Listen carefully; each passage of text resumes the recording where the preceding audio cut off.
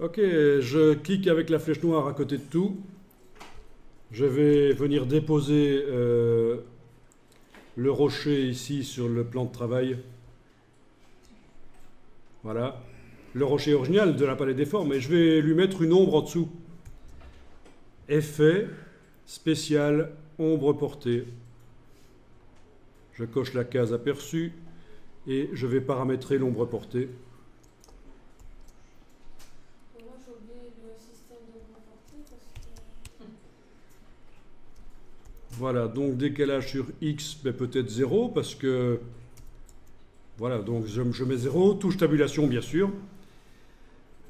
Décalage sur Y, voilà, oui, on peut le décaler un peu. L'opacité, on peut modifier l'opacité, voilà.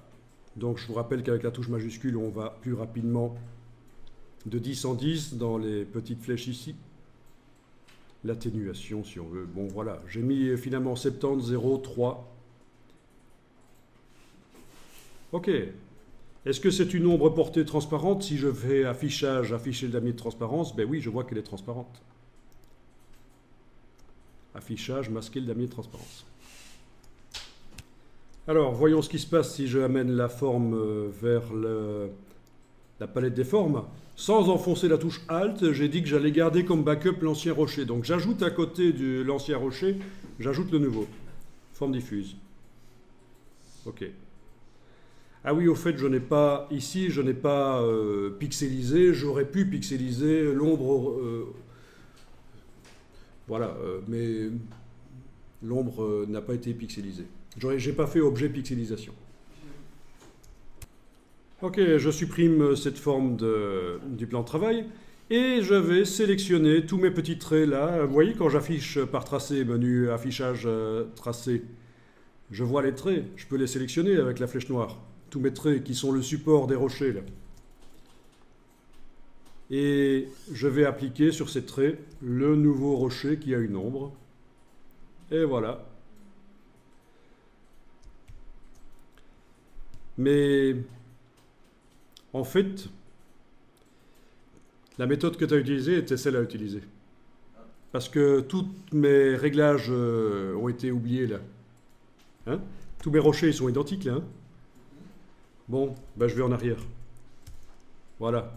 Je vais en arrière jusqu'à ce que la deuxième forme disparaisse, parce que tu avais raison, c'est comme ça qu'il faut faire. Si on veut s'épargner du travail, je clique à côté de tout, rien n'est sélectionné, je duplique, c'est ça que tu as fait, tu as dupliqué. Et donc en fait, dans le duplicata, les paramètres de diffusion sont là. Et si je prends ça et que je mets à jour là, avec la touche Alt, ok, ben, j'ai créé une forme qui va garder tous les paramètres que j'avais écrits là en fait.